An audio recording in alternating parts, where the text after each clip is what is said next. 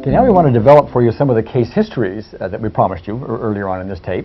And we have a rather imposing list of these, actually. We're going to deal with someone with claustrophobia, a rather unique type of it, and you'll see that. And there's chocolate addiction. Chocolate addiction was an inviting one. That was very good. A woman that had a rat phobia, that we had got great footage on that. And we did surprise her a little bit, you'll see that. And a little boy with some fingernail biting that gets over it rather quickly, a 6-year-old boy. And, right.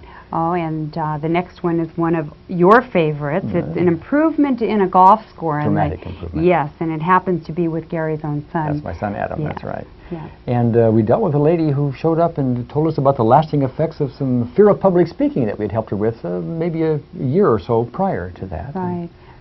Relief of physical pain. We're going to see demonstrations of that. Some rather dramatic, I think very dramatic, especially with two of the ladies. Yes, and then on a serious note, we had someone that we dealt with sexual abuse, and that's the heaviest. That's probably the heavy on this one. And we also had a literal transformation of a lady, you'll see, who had dyslexia. Yes. And in moments, she's able to read out loud and understand, which she has never been able to do in her life. Anyway, that's some of the ones that we're going to be dealing with. But we're going to start first right now with Larry. And Larry's the one with the claustrophobia, the unique type of claustrophobia. And actually what you need to know about this is that Adrian and I did another one of our workshops in San Francisco. And Larry had mentioned that he had this phobia about being in the back seat of a moving car in a busy traffic. So what did we do for him? At the break. At the break. This is all done. What you're going to see is at the break in this workshop. We went and found a car which was a very small car, almost the size of a Volkswagen Bug. A little bitty Datsun. And put 4 of us in it. There was Larry in the back seat, Gary next to him.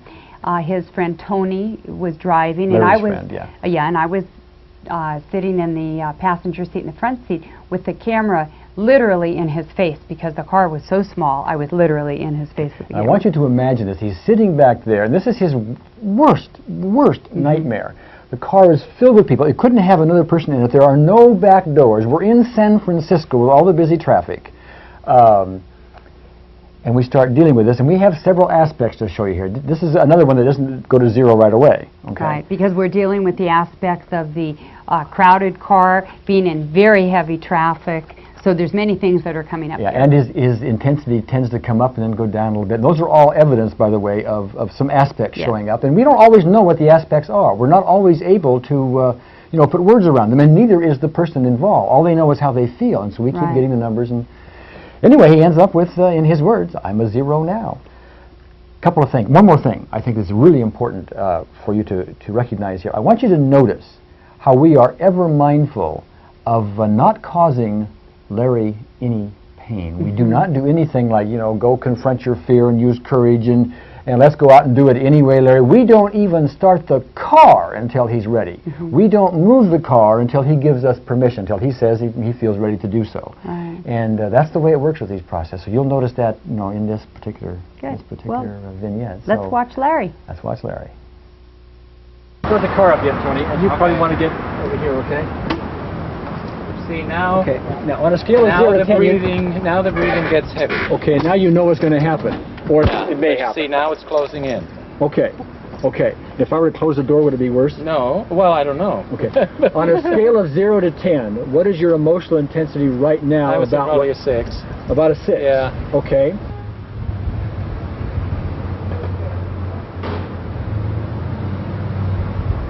Okay. You're still was it a 1.5?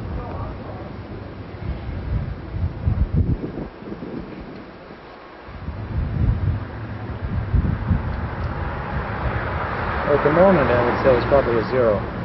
Okay. Yeah. Tony, start the car up. What would happen if the car moves? Okay. Well, okay. we will move the car. We'll start the car up for now, and tell me if it goes up. Okay. Remember, we're not into pain here. No. This is not confronting your fear. Go ahead, Sam. Oh yes. Okay. Is it going up at all?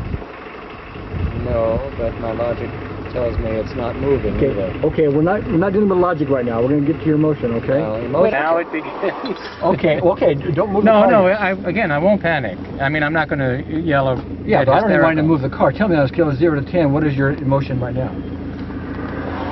I'd say a 4. You'd say a 4? Yeah. Okay.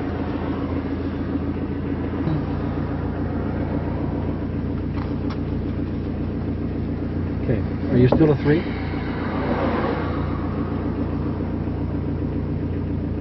I'd say about a 2, 1.5, 2. Okay, is that low enough so that we could go ahead and move and you would notice a difference? Well, we can try.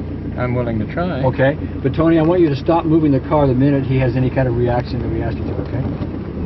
How is that? It went up a little fraction. A little fraction? Yes. Okay. Mm-hmm. As I do any of this, does any of these particular points mean any more to you than something else? Well, no. Oh, Do you feel anything when I'm doing a particular point? yeah, it hurts. Okay. Now, on a scale of 0 to 10, what are you right now?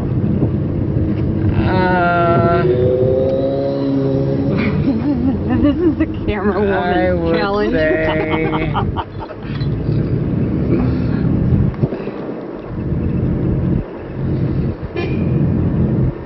4, a little less than 4. What would you normally be? I think I would be a 10, but I'd have to get out. You'd have to get out. I'd have to get out. Tony knows He wouldn't be in the car. Put it right No. there. How are you now? I know I'm poking on you all the Good. place, but are you? Good, yeah. Yeah. Okay. I don't feel, I'd say it's 0. 0. Okay. 0 now. Again. Okay, and Tony, he would be a 10? Ordinarily? wouldn't Oh, I wouldn't be He here. wouldn't be in the I wouldn't car. be in the car. Especially You on would a never road have like start. This is A worse half than a block. side street. A half a block, I would have been out. He would have found some reason to get out. What would have happened to you physically? I mean, stomach stuff or? No, just the fear, just nerves, and the terror of a crash, being penned in, not being able to get out. Oh, okay. And it's a 0 right now? It's a 0 right now. Yes, and it isn't that we're doing this that makes it a 0, that I'm distracted by this, because I would be distracted in conversation with people anyway. Right. So if that distraction were going to work, it wouldn't matter what the distraction Except that was. if you were in a car, you would be like this before. You would be unable to be in a conversation. Right, I'd be speechless. He'd be. Okay. He would just yell, "Stop the car! Stop the car! Stop the car!" and get out. Okay. What you need to know, Yeah. Larry, is the chances are very good that what we've just done is permanent. I hope so. That would be nice. But we don't know that. We don't know that until some other day you get in the backseat of a car. Right, which I'd be willing to do. We want to turn now to Pam, and Pam was in one of our workshop audiences. And one thing we do quite often, just to illustrate the power of these techniques for addictive cravings, is we will pass out chocolate kisses. You go off and you buy a big bag of those, and we pass it out, to everyone. So I do. The audience just seems to, the majority don't resist the chocolate kisses. yeah, almost They really everybody like can it. get the yum-yums, the cravings, if you Right. will, for chocolate. That's why we use it. And Pam was particularly so. We asked the audience to measure their craving on a scale of 0 to 10, and Pam bellowed out 25. She was a 25, so In she fact, had a high craving. you'll actually see her. You'll actually see her on this video clip as she's opening the, opening the tin foil on the kiss, and you will see the craving build. But anyway, she comes up on stage, and we do these tapping techniques, and she goes to a 0. She says, "I just don't want it anymore." Now, what's fascinating about this is we put this forward as something which is a rather reliable tool to help somebody get over the immediate craving. That is the withdrawal symptoms, if you will, that are there when somebody wants to get over some substance. And we use chocolate because it's kind of mild, in this circumstance. But it's true with cigarettes or alcohol or anything else. Yes. It takes the immediate craving and people just simply don't want it. And it just takes moments to do. It's a big help if you want to get over something and you're serious about getting beyond an addiction. However, once in a while, like maybe 5% of the cases, maybe 10%, but something like 5, we'll do this procedure once or twice with people, and they'll just get over their addiction, and it never comes back. It's Now, amazing. It really is gone. We've Yeah. had that report from some people. yeah, we're not advertising that to you and telling you to rely on that, but we are telling you it does happen. And I happened to see Pam's husband 3 months later, Right. and he said, "I don't know how to explain this to you, but Pam has not had one piece of chocolate in the last 3 months," which of course is unusual for someone who gets to a 25. Usually you need rather to quickly, repeat the process for the craving, Yeah, but usually. you know, it's But at any rate, we're going to tune in now, and you're going to watch Pam, who I think you will really enjoy because she has quite a personality. So watch this. good. Okay, what I want you to do now is I want you to take your chocolate unwrap it, and I want you to smell it. With the purpose, don't eat it, with the purpose of getting your desire for it up. Right. Now, yeah, there we go. Now what I'd like to have you do is just take a little tiny bite of it, just the little edge of it. Just take a little tiny bite to kind of just tease your taste senses a little bit. Okay? Too big a bite. Pam, on a scale of 0 to 10 now, what is your desire to finish that chocolate right now? I want to get 25. On a scale 25. It's 25? Okay. Okay, now I want you to look at that chocolate and think of how wonderful that would be, and I want you to just tap right here on your eyebrow, okay? Think of how good that would really be, okay? Tap on your eyebrow. Now on the side of your eye. On the side of your eye. 80% of your issues can be addressed by what I just gave you, which is written up in here. What's yours, Pam? I was going to go about a 4. Where is it now? I mean, no, it's a 4. It's a 4 now. Right now? Well, come on up here, would you? Would you come up? Yeah. Bring the chocolate. Bring the chocolate, would you? 25 to a 4. Okay, the question is, does he just do once and that's good forever, or just repeat it several times? It will depend on the issue. With the addiction part of it, now you usually got to do it a lot of times. Once in a while, not. But usually over and over and over again. Is every time somebody has the craving for something, which comes up, they did it, and they don't have the craving anymore. A great tool to use if somebody wants to give up smoking, and they're serious about it, but they keep getting the monkey on their back. You just do this, and you don't want the cigarette anymore. Okay, once you've found your combination.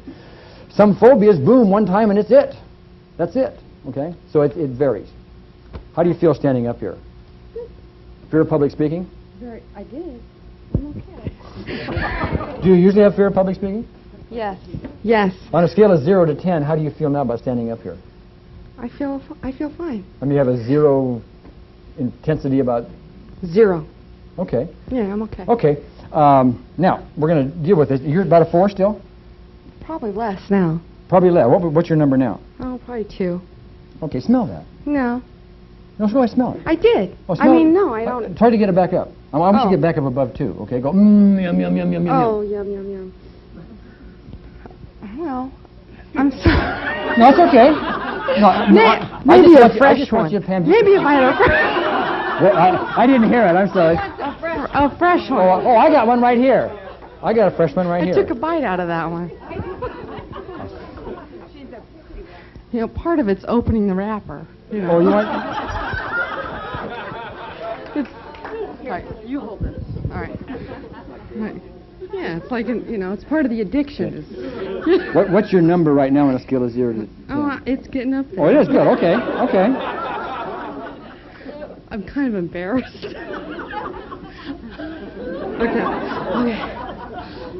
Does that feel better? No, but... All right. Anything. Okay. Desire. Okay, I want you to smell it. Do whatever you need to do. Okay. What's your number now? 9. Oh, you're back up to a 9? Yeah. Oh, okay. Yeah. Take a little taste. Okay. Okay. Does that get you to a 10? Mm-hmm. It does. Okay. All right. Why don't you hold this for me, Adrian, would you? Okay. Put that down over there, could you, for the moment? Chocolate is truly my weakness. Chocolate. Do you hear an affirmation there? Chocolate is my weakness. No, chocolate is truly my weakness. Truly my weakness. Okay. Do I want to hold it? No, you stand here right in front of me because we're going to do this one-on-one, okay? Okay. And Adrian, I probably want to have you, the camera can watch this from over there. I probably want to have you up here, you're holding the chocolate for her. Okay, can you do that? Okay. Sorry. Okay, I want you to do this first of all, okay? All right. Even though I have this difficulty with a challenge with chocolate, Okay, even though I have this challenge with chocolate, I deeply and profoundly accept and myself. profoundly accept myself. Again. I forgot the words. Even though I have this challenge with chocolate, Even though I have this challenge with chocolate, I deeply and profoundly and accept. profoundly accept myself. One more time. Even though I have this challenge with chocolate, I deeply and profoundly accept myself. Okay. First of all, I don't know if it's going to work with her or not. Okay. I really don't. But I'm showing it to you to show you how the whole process works. Okay. Okay. I want you to look at that chocolate. Think how good that is. And I want you to tap it in your eyebrow. Well, there's something about her holding it up. Oh. Here, let me hold it. You hold it. Okay. All right. All right. All right. Here. Over here. Why don't you look at that chocolate while you're doing it? Huh? Yum, yum, yum. Yum, yum. Okay. Under your eye. Okay. Here. I'll do it here. On your collarbone right there. You can stop here. Okay. Raise your arm up for me. Okay. Look at how that chocolate. I really don't want it. I really don't want it. Oh, you were 9 a minute ago. I know, but I really don't want it. I mean, one of the other points, obviously, because I really don't want it. Oh, okay. This next episode was quite a surprise to Becky. Now, Becky attended the very same seminar that Pam attended. But early on in this seminar workshop, I asked the audience, even before it started, I said, how many of you here have really intense fears about something, phobias? And Becky raises her hand, and I says, what up? And she says, mice and rats and things like that. And I said, Yeah. okay. And so, of course, what I did was I went across the freeway to a pet store, and I brought back a rat in a cage, and the only ones that knew it was there was myself and Gary, and we were going to help Becky, unbeknownst to Becky. Yeah, she didn't know about that. In fact, we had the rat behind the podium. Yes. Okay. Now, I asked Becky later on when this was about to happen, what would happen if she saw a mice or rat in front of her, and she gives this really intense response. You'll see that. And she comes up on stage.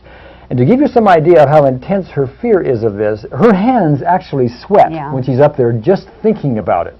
Okay. In fact, I feel her hands, and they're just wet from doing that. And she ends up, as you will see, with her finger in this rat cage, with this rat nibbling and licking her fingers. Yes. And she's saying, I don't believe I'm doing this. I am doing this. Now, a good point to bring out here is that her phobia was very severe to this rat with the sweating hands, and she was very fearful. But indeed, it was a very easy process to get through. There weren't aspects, there weren't layers there. This is a good example of how quickly it happens sometimes. We just did a couple of rounds of tapping, and that was about it. Right. And the next thing you know, after the seminar, she was so enthralled with her freedom that she after the seminar went and put her finger in this rat cage. Enjoy Becky. Yes.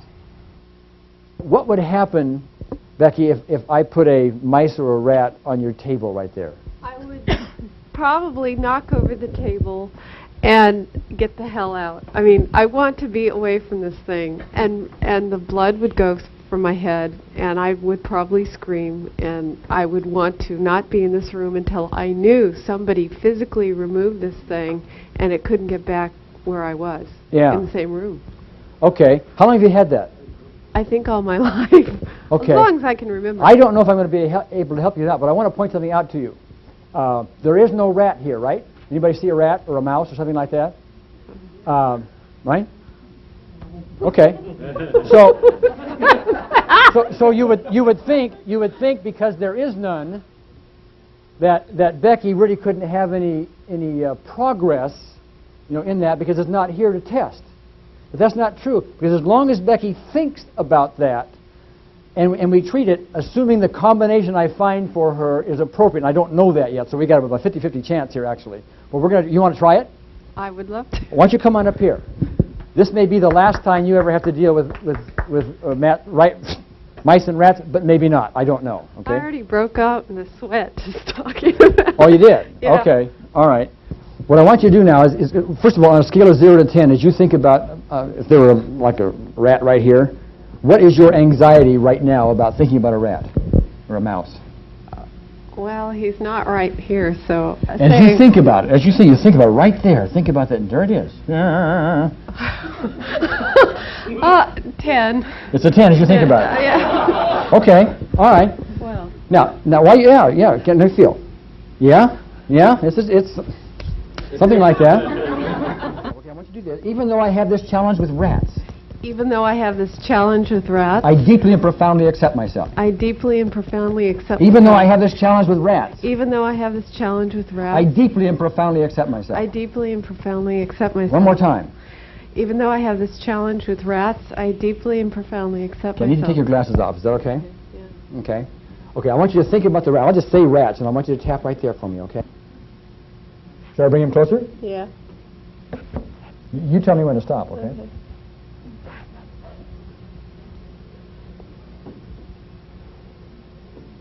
Well, he's kind of cute. Well, okay.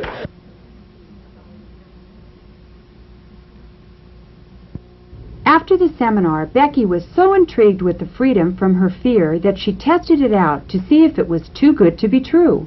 And remember, just a short while ago, she was so fearful of rats that she would have run out of the room. Oh, it's licking my finger. Yeah, I can't believe I'm doing this, really. I am doing this. This next case involves a little 6-year-old boy who quits biting his fingernails. Yeah, and this little boy actually was the son of a psychotherapist who was attending a workshop put on by Dr. Callahan, and we were at that same workshop. Yeah, and you'll see he has the little boy in his arms, and we're trying to describe this process, and he asks his son, so what did you do, or something. And he was so innocent. He said, I tapped and I hummed, and he was Whatever. just so innocent with it. Yeah. The important point here is this little boy has no preconceived idea whatsoever about what should or shouldn't work. He has no concept of this. And the power of this is he does all of this, and he stops biting his fingernails. And I think that's really delightful to watch, because a lot of people, some people have the view, by the way, that the reason some things work is because you have to believe in it or something like that. And there may be something to that, but it's not true with these processes. These processes will work whether you're skeptical about it or not, or whether you haven't the slightest idea of what it's all about, like this little boy. Right. So anyway, this is short and it's brief and right to the point, and it's delightful to watch. So here it is. Just got some basic introductory stuff and been working in my practice with a lot of success. And one of the things that I noticed with Stephen, who is now 6, he is a twin, is that as long as I can remember, he would be biting his fingernails. So one of the things that I did, well, Stevie, why don't you say, what did I do? He taught me how to stop. He taught me how to... What did I do? What did you do? Show him what you did to stop. And I hummed. And that's all I remember. And then what happened with your fingernails? I stopped biting them. Show your fingernails. What he did is he used to bite his fingernails all the way, I didn't even know what it's called, but I mean where there was no, what's the outside called? Whatever that is. And then I didn't even really know, I wasn't really expecting anything, except it was about 10 days, 2 weeks later that my wife usually cuts their nails. And we looked at Stevie's nails, and they were really long, and they had never been long before. And Stevie said, "Daddy, don't you know why you taught me how not to do this anymore? I just do this." All right? Okay. So that's the story. Say bye to everybody. Bye. One of the most stunning uses of EFT happens to be in the world of sports and sports performance, as a matter of Oh, fact. yes, and this next example is actually you using it with your son Adam with his golf score. That's right. In fact, ask any accomplished athlete, and I think they will tell you that their emotions and their attitudes have a lot to do, a major contributor to their performance on the sports field. Oh, In fact, yes. there are even such things called sports psychologists nowadays, which are hired by professional teams and so on and so forth. I cannot think of a more powerful tool to use, because what this does is neutralizes negative emotions. And if you're on the golf course and you're thinking negative thoughts, it actually builds a little tension in your muscles, which has something to do with your timing, and timing is everything in sports, especially golf. But that's true in baseball, it's true in football, and basketball, and tennis, and I don't care what sport it is. It's all there. So if we can somehow neutralize those negative emotions, which we did with Adam, Yes. don't be surprised if you don't have a major change in what's going on in your performance. Now, Adam is not an accomplished golfer. He likes to play a 9-hole course, and his typical, and you'll see we have an interview here, his typical score is like 55 to 60, which we figure is about a 57 on average, something like that. A lot better than me. And me, as a matter of fact. I haven't played golf in a long time. And all I have him do here is a very shorthand version of these techniques before every shot. Now, you're going to see film here, and we're going to show the shorthand version before the first shot. But after that, we're going to show you a few more shots, some good, some not so good. And then we sit down at the end of this, and there's a rather dramatic change in what happens with his golf score for the first time ever. It's really something to watch, so here it is. Okay. You've shot this course before? Yes. Many times? Many times. How many times? 10 or 15. 10 or 15 times. And your average score is in the mid-50s? Around there, maybe a little more. Oh, 55, 56? What would you say? 55 to 60. Okay. 55 to 60, okay. And you've broken 50 once, you think. Is that right? I think, yeah. 49? Maybe 49. So what we're going to do is we're just going to have you play your regular game. Whatever you do, except we're going to do some of this tapping techniques in between just to see if it changes your game at all today. Okay, rub the sore spot. See, I accept myself even though I might have tension here. I accept myself even though I might have tension. One more, once more. I accept myself even though I might have tension. Okay. Now tap on the collarbone, under your eye, on the collarbone, under your arm, on the collarbone, under your eye. All right, go ahead.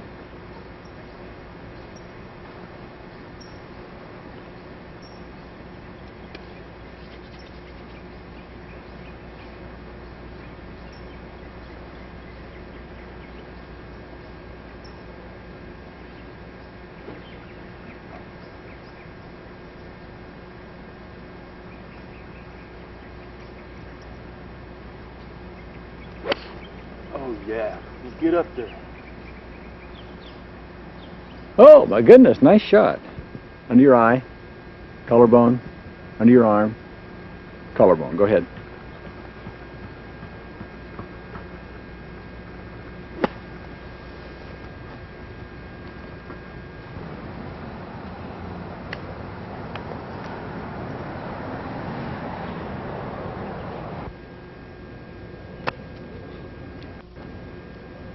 This is his fourth shot on this par 3 hole. Hole number 7. Now we finished the 9 holes, and you totaled it up. Yes, I did. And what did you get? 42. To be complete here, Adam and I tallied the score after what you just saw on this tape. And the actual score was not a 42, it was a 43, so I wanted to make sure we were square on that. Nonetheless, that is a 14-stroke difference from his average score of 57. That is dramatic, on 9 holes, by the way. And that is dramatic in anyone's book. Oh, yes. We're going to turn now to a workshop we did this was just a few weeks ago. 5 or 6 weeks ago. And one of the participants in this, there's about 100 people, I think, in this workshop. And one of the participants came up to you. She came up to me during the workshop, and she said to me, "You probably don't remember me, but I met you about a year ago when you were talking to such and such a group." Yeah, she was at another workshop. Yes, yeah. And she said, "I worked on a fear of public speaking." And she said, "I just need to tell you, I haven't had any fear since." And I said, "Would you mind telling the audience that?" So go ahead, pick up from there. Then Adrienne interrupts me because I'm up on the stage doing this, and so we give her the space. She's in the back of the room. What I want you to notice is this is a lady who had an intense fear of public speaking to the point where she really wanted to work on it in this previous workshop. Notice how poised and how calm she is. And this is now a year or maybe a little later. And she has done no tapping in the meantime. We had this one session with her one time, and here she is as calm and relaxed and as poised as she can be. This gives you a good example of how permanent and how well these processes Very hold, good example. You know, so watch this one. Cheryl just came up to me and said, and asked when we had spoken to the group last, I said, I don't know, 2 or 3 years ago, and she shared with me this. Would you say, Cheryl? I was in the group when you went to the CCC office in Santa Clara. And you did the tapping on me for the public speaking. Oh, okay. Oh, yes, I remember that. Yeah. Right. And I don't have that problem now. Oh, good. All right, great. And I was just sharing that with it. So yeah, it did last. After the workshop, 3 women had come up to me, and they had some issues that they wanted to work on. And so I brought them on up to the stage to see Gary. And Gary, why don't you tell them what happened? Well, 2 of them had already been on stage, actually, earlier in the workshop, and they had dealt with some physical pain. One of them had just a dramatic change. You'll see her talk about that. She was in an accident like 10 years ago, and she could not move her arm very hard. In fact, she was talking to you about something about how hard it was to move her arm. This is not on the tape, but it's something she told you. Yes, afterwards, after you had worked with her pain, I went up to her and asked how she was doing, and she shared with me that with great emotion, for the past 10 years, she had not been able to raise her arm high enough to put deodorant on, and said that she just felt so emotional that now she could actually move her arm that way. Now she does this. Yeah. The other lady had almost an identical physical pain. They could not move her shoulder up, and we worked with her some more. Right. She had gotten her pain on stage from an 8, I think, to about a 4, and then it went down to a 3. And we got it down to a 0 where she can't even move it. It's an interesting process to watch. Right. The third lady had a very severe cigarette craving, and this is the one that had a substantial issue with rejection by her father and sexual abuse. Mm-hmm. And it's probably the heaviest one we'll be showing you. We're going to show you all three of these people almost non-stop. There's little or no editing going on here, so you can see the whole thing from beginning to end. I think this clip lasts about 20 minutes. So, Good. So watch. Come on up here, dear. Right, thank you. How's your arm? Look at this. How long since you've been able to do that? About 10 years. Okay. This morning to put deodorant on, I always have my arm on the sink and lean over. Yeah. Okay, and it's been about 10 years? Yeah, I had broken my arm, Okay. and I had physical therapy and everything. I'd like to have you use your intuition for me for something. What do you think intuitively happened? Why can you now move your arm up there? I know we tapped all of your body. I have no idea. Okay. I'm sorry, but it's hard to believe. You know, when you see something like that happen. Yeah. It's just I know. See if this lands with you at all. Okay. And I don't want to put thoughts in your head. I just want to see if it makes sense to you. Okay. Somehow or other, there is some emotional thing going on with you that has showed up here in your arm. Other people, it shows up, you know, in their stomach or whatever, their vision or headaches or whatever the case. My guess is it probably showed up here, and we released that by doing the tapping. I don't know this. This is my speculation from I experience. was told that my arm was separating from my shoulder. Some type of something or another. I don't know. Okay. I had broken it at one time, and then. Okay. What is interesting is, quite often we can have you take X-rays, and the doctor can show you this is happening and that's happening, and that's why you're having the problems, and so on and so forth. Yet we'll do this tapping, and we'll have an experience like you just had, which is nothing short of, in your view, miraculous, I would guess. Okay. And yet it's not explainable through X-rays and other medical technologies. My guess what happened is that you were storing a lot of emotional stuff, and it's just showing up here, and we released that. Whatever it was. Yeah. Thank you very much. Okay, good. All right. How's your neck? Well, I'm about a 3. I want to know if we Oh, is can it coming go- back again? No, we were down to a 4. Oh, come on up. We'll see if we can do some more. Okay, we were down to a 4. It's We were getting a at little an better. 8. We were down to a 4. Now it's a 3, and I want to see if we can. Okay, well do this for me. Move your arm in such a manner where can you get above a 3 if you want to? Oh, can I get worse? Oh, Yeah, if you want If I to. aggravate it, I'm. Okay, now I don't want you to hurt yourself. Okay. But can you get to, let's say, a 5 or 6 without hurting yourself? Can you? Right. No, is that a 5 or 6 right there? Okay, let's deal with that, just so you know where that is, but that doesn't cause you damage. No. Okay. Awesome. I accept myself, even though I still have some of this pain left. I accept myself, even though I still have some of this pain left. Again. I accept myself, even though I still have some of this pain left. Even though I still have some of this pain left, I deeply and profoundly accept myself. Even though I still have some of this pain left, I deeply and profoundly accept myself. Okay. I want you to say this word. Say this remaining pain. This remaining pain. Keep saying it as I do this. This remaining pain. This remaining pain. This remaining pain. This remaining pain. This remaining pain. Now look at me. By the way, did that hurt you to do that? No. Okay, look at me. Close your eyes. Open your eyes. Hard down right. Hard down left. In a circle. Other direction. Happy birthday. 1, 2, 3, 4, 5. Happy birthday. Okay. And this remaining pain. This remaining pain. Keep saying it. This remaining pain. This remaining pain. This remaining pain. This remaining pain.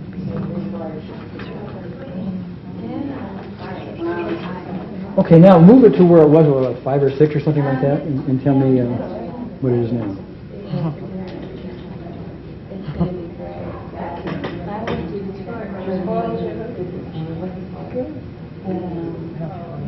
You don't feel anything? Move it right to where it was, right exactly where that was, that 5. That was about right there, right? You feel, is it a 0 now, right there?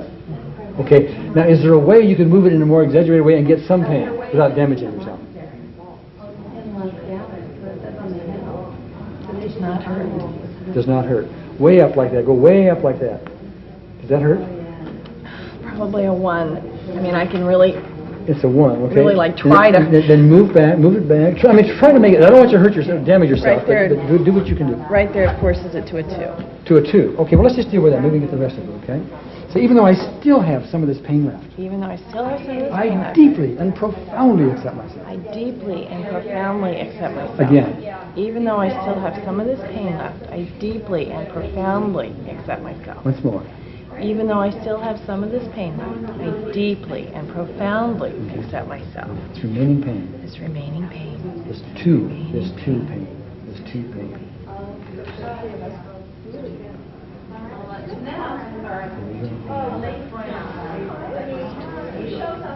Okay. Let's check it out there. See if you can get to it too again.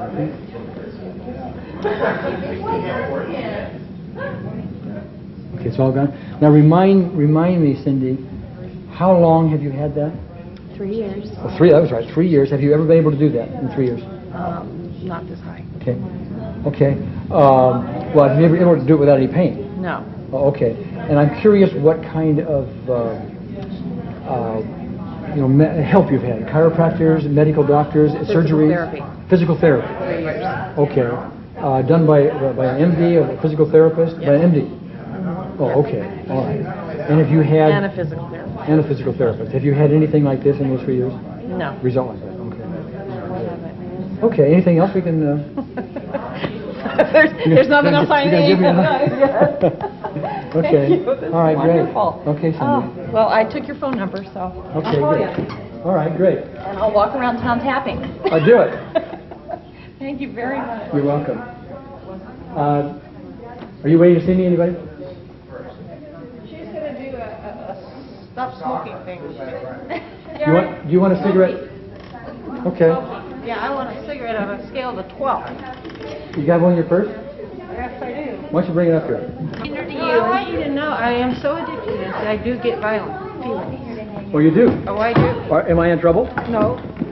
Okay. No, but I'm in All right. trouble because I've tried everything to stop this. Is that right? Couldn't be any more than it is right now. Okay. All right. All right, I'm going to put it right there because I want you to... Matter of fact, could you help us out a second? Because what I'd like to have you do, and just don't get in the way of the camera, if you stand up here a second, I'd like to have you hold that cigarette so it's right in front of her so she can see it, okay? And if that's bothersome to the camera, would you let me know? It's fine. Whatever, okay. All right, give me your hand. Okay? All we're going to talk about right now is the immediate craving for that cigarette, okay? So even though I crave that cigarette big time, I deeply and profoundly accept myself. Crave that cigarette big time. I deeply and profoundly accept myself. Again. Even though I crave that cigarette, take a look at cigarette big time. Big time. I deeply and profoundly accept myself. Yes, again. Even though I crave that cigarette big time, I deeply and profoundly accept myself. I want you to keep looking at that cigarette, okay? I'm just going to say, would that cigarette ever be good? Because I'm talking to your subconscious mind. We would love to have that cigarette. It would really feel good. Taking a big drag out of it and so on. It would. Now, would you look at me now? Okay, close your eyes and open your eyes and look hard down right, hard down left, and roll them in a circle. Other direction. Say happy birthday. Happy birthday. Happy birthday to you. 1, 2, 3, 4, 5. 1, 2, 3, 4, 5. Happy birthday. Happy birthday. Okay. Okay, look at that cigarette. Good looking cigarette, okay? Okay, you can stop coming there. I'm sorry, I hurt you? Yeah, it hurt. I'm sorry. Okay. Are you still a 10? No, I'm really not. Okay, give me a best estimate of the number. Maybe a 5. Maybe a 5, okay. So even though I still have some of this craving left, Even though I still have some of this I craving deeply and left. profoundly accept myself. I deeply, profoundly accept myself. Even though I still have some of this craving left, Even though I still have some of this I deeply craving accept left. myself. I deeply accept myself. Deeply accept myself. Again. Even though I still have some of this craving left, I deeply accept myself. Okay. I want you to look at that cigarette. I'm going to talk about the craving. That would be a good cigarette if you could have that cigarette. Are you still a 5? No. Give me your best estimate of number. Probably a 3. Probably a 3. Even though I still have some of this craving left, I deeply accept myself. Even though I still have some of this craving left, I deeply accept myself. 2 more times, quickly. Even though I still have some of this Craving left. I deeply accept myself. Even though I still have some of this craving left, I deeply accept myself. Okay, take a look at it. I want you to put a little closer, okay? Really keep her tuned in. Look at the cigarette. I don't mean to hit you. I'll take it a little lighter here. Okay, you're still a 3? No. Best estimated number. Probably a 1 or 2, really. Okay, I want you to take a dry drag off of it. Okay, would you do that for me? And see if they. What I want you to try to do is to try to get your craving for it up some. So take a dry drag off. And imagine how good that would be if you really had it. Good, huh? Is it still a 3? Does it get higher? No, it's pretty low. Well, let's just pretty do it. amazing. Here, hold this. Let's just do this and go around, okay? Even though I still have some craving for that cigarette, Even though I still have some craving for that cigarette, I deeply accept myself. I deeply accept myself. 2 more times. Even though I still have some craving for that cigarette, I deeply accept myself. Even though I still have some craving for that cigarette, I deeply accept myself. Okay, just go under your nose again, okay? Okay. You're still a, what was it? I forgot your last number. Is it a 2 or what? It's 2 or well. No, I don't really want it right now. You don't want it right now. I really don't. Okay. Now here's the beauty of this. We have not probably broken your cigarette addiction. We probably have not done that. Although I will tell you, sometimes that does happen with one process like that. Chances are your craving is going to come back. But when you are serious about giving up the cigarettes, the biggest impediment in your way, as far as, in my experience, is overcoming the withdrawal. The monkey gets on your back, you may want to quit very badly, but here comes the withdrawal, which is really anxiety coming up. That's what it really is, and so this cigarette's your favorite tranquilizer, etc. Yeah. If you will do this tapping procedure every time, you will have happen what just happened here. You really won't want it for now. It comes back again, you do it again. But it's a great substitute, you know, while you're getting over the hump. And once you've done that, all anxiety that drives, you know, having a tranquilizer, which is what that is, subsides. The energy system is stabilized, and then you're over your addiction. Okay. You want it? I've known. No, I don't really want to have it now, but I'm not going to throw it away either. Okay. I really don't want. I mean, I had to get out of this room to have a cigarette. I know you did. That's why I wanted to see this. I've known for a long time that this stuff's down anger. I've never had any doubt about it, because when I stop, I get really angry. Oh, okay. And so that's a form of a tranquilizer. It's a form of a protection for you.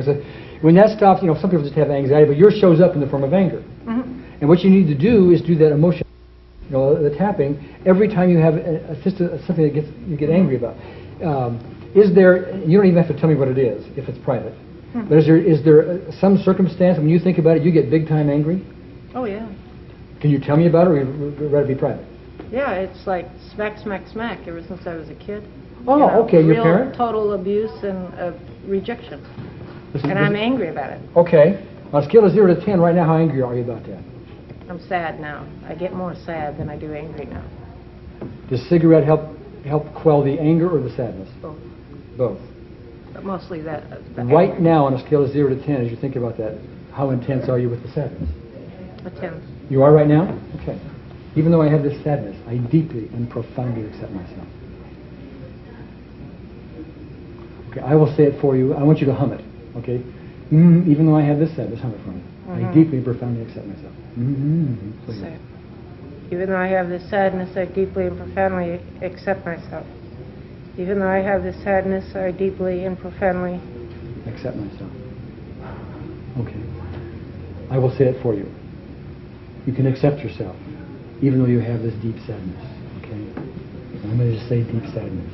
Deep sadness as I do this, okay? Deep sadness, deep sadness, deep sadness, deep sadness, deep sadness. Deep sadness, deep sadness, deep sadness, deep sadness. Is it still a 10? Is it still a 10? No. Give me a number. 8. Okay, close your eyes. Open. Hard down right. Hard down left. In a circle. Other direction. Happy birthday. 1, 2, 3, 4, 5. 1, 2, 3, 4, 5. Happy birthday. Okay, deep sadness. Deep sadness. Deep sadness. Deep sadness. Deep sadness. Deep sadness. If it was an 8, are you still an 8? No. Give me numbers. 3. Okay. Well, you're in control, but can you name one incident that really gives you that sadness? Can you tell me about it? Or would you get all tense again? One incident? Mm-hmm.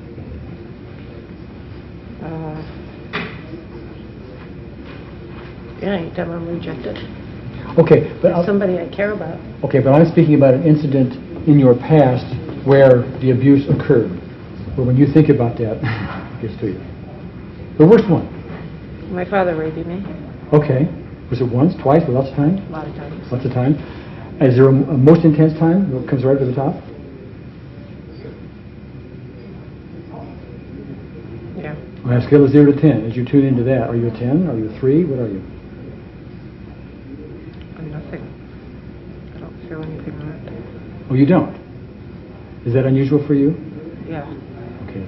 The tapping has straightened out your energy system. That very intense thing is done there. Chances are, Veronica, what's going to need to happen, and we have to have time to do this, and I have to do it on the phone, but you can give me a call, and I have the ability to do this over the phone. Mm-hmm. Okay. We can take any of those events, and we will straighten them out. We will not change what happened in the past. I understand.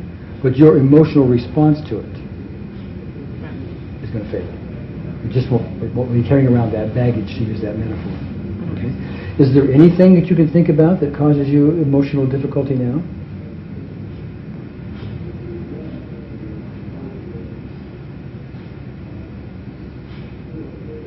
Right now, no.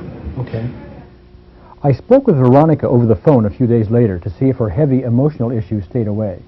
Here's how it went. It was an ever-present feeling, this sadness feeling? Yes. On a scale of 0 to 10, how intense did it tend to be? It would hover around a 10 to a 7. You mean like daily, all day long? Oh, yeah. Oh, okay. What is it right now? I don't have it. It's a 0 right now? Right. And it fell to 0 as a result of our tapping. Yes. When we did it on videotape. Mm-hmm. And how many... This is now, that was Friday, this is now Monday, right? So it's a whole weekend later? Right. And it's been 0 ever since? Yes, it has. Okay. I'm very excited about it. And I haven't really shut up about it. Oh, yeah. You haven't. Have you been telling the world? Well, not exactly the world, but my small nucleus of the world, yes. What we want to show you now is an incredible example of instant transformation. Mm.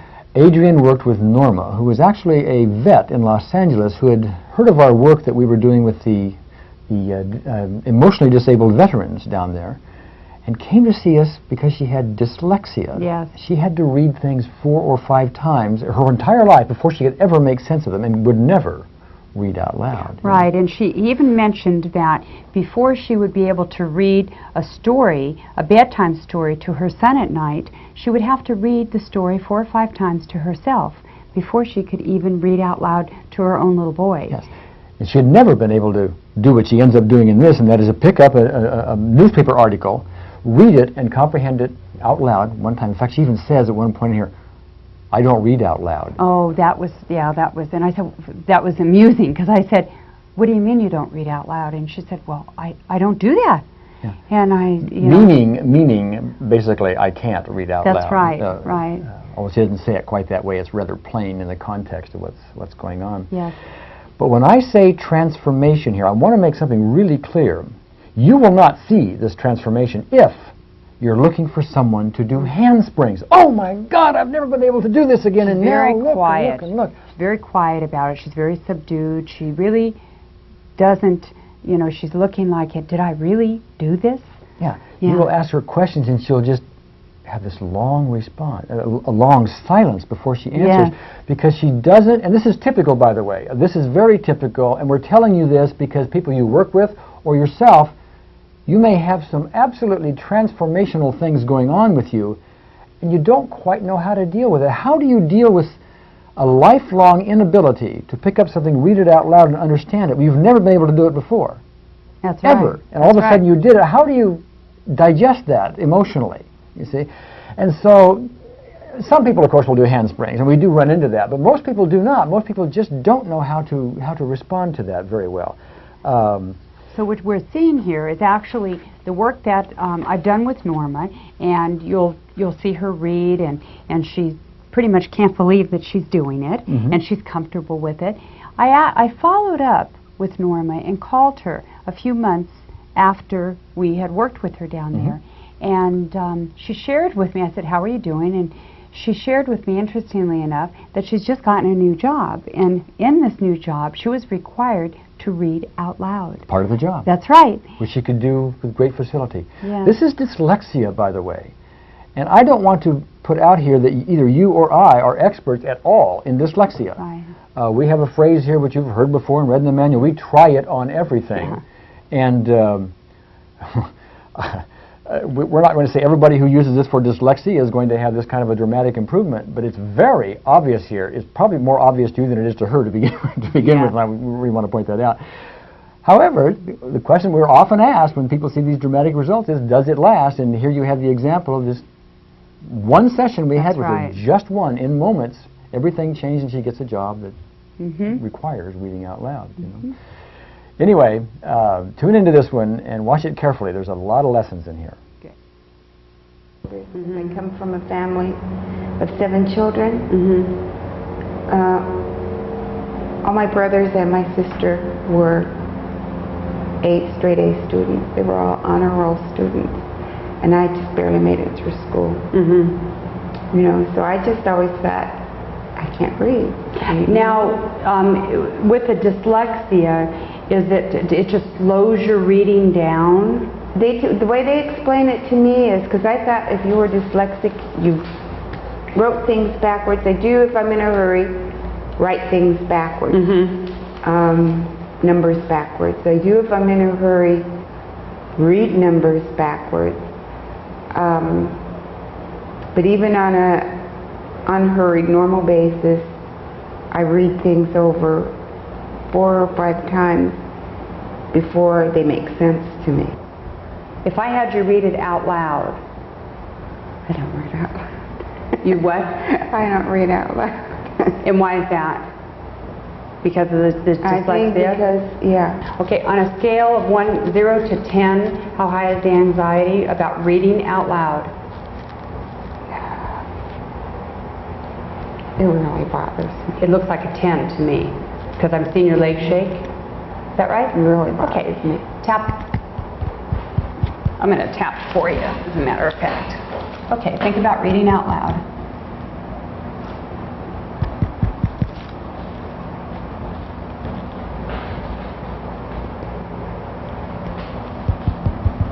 Think about reading out loud. We're going to have you left so fixed, you're going to end up probably going into public speaking, being a star. Think about reading out loud. Public speaking has never been a problem for me. Isn't that interesting? But reading out loud is. Eyes open, closed, open, down hard right, left, circle, the other way, hum, count, 1, 2, 3, hum.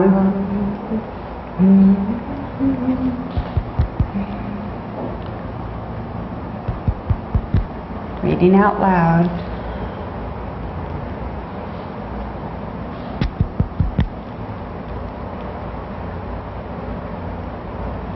Reading out loud.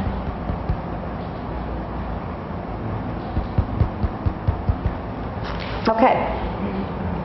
What you feel like? It's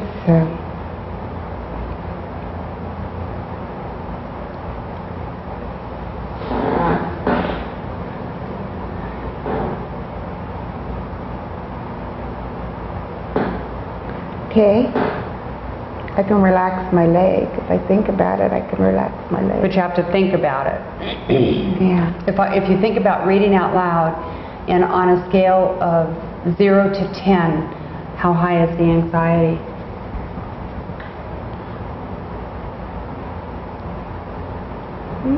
It's not bad at all. Yeah, I'm seeing that you're looking pretty relaxed. It's okay. You're all right with that? Yeah, I think I can. Do you have any anxiety about it at all? I wouldn't say none, but I would say it's not bad like before.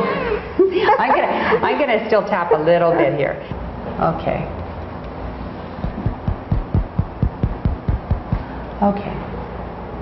Are you feeling anxious at all about it? Okay. Let's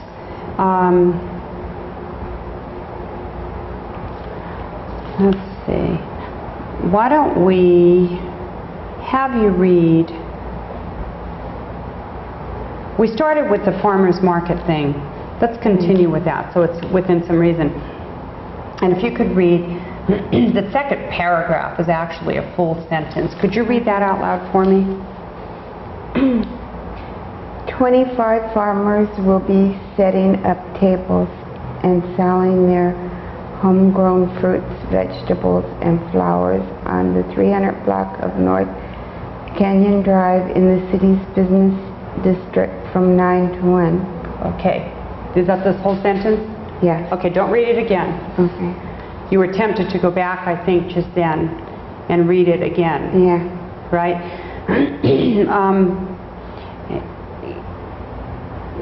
Generally, what was that sentence about? I don't want to know the numbers and what block it was on, but what was it saying?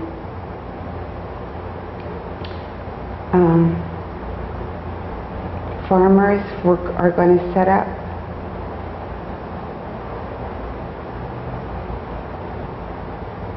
The farmers are going to set up from 9 to 1.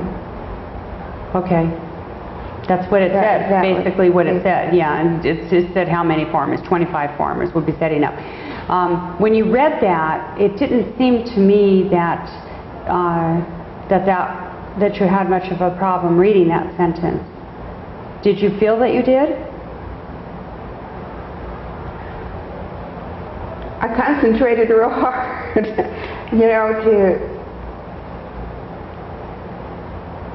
No, I don't think I had such a problem. I didn't feel that you did. Would you normally have had a problem reading that out loud? Yeah. Have you ever been able to read anything like that easily and retain it the first time? No, I honestly haven't. You haven't? Okay, see, that's an indication to me that because of stopping the zzz in your system, that we're addressing the dyslexia. Wonderful, isn't it? It is. If you think about it, it is. I have never, I have a grown son, and even when I was reading to him the little children's books, I used to read them first several times before I would read to him. How do you feel when we think about reading again? Okay. Okay. Let's go for the third paragraph. All right. It's a little bit bigger. Are you nervous at all about reading that? No. Okay. The market will attract city residents and provide a spirit of community as well as draw out of area shoppers to what has been a sleepy street on Sunday mornings, said Beverly Hills Councilman Tom Levine, who initiated the idea for a farmer's market. This is going to be a very enjoyable weekly event. Okay, good. What did you say? What's the gist of that? That it's going to bring out people on Sunday mornings. Good. I mean, basically, they say a lot of words to say just that. Or they'll attract a lot of residents and provide a spirit of community. How did you feel about the way you read that? Okay. I felt good about reading it that way. Did you have any apprehension about reading out loud?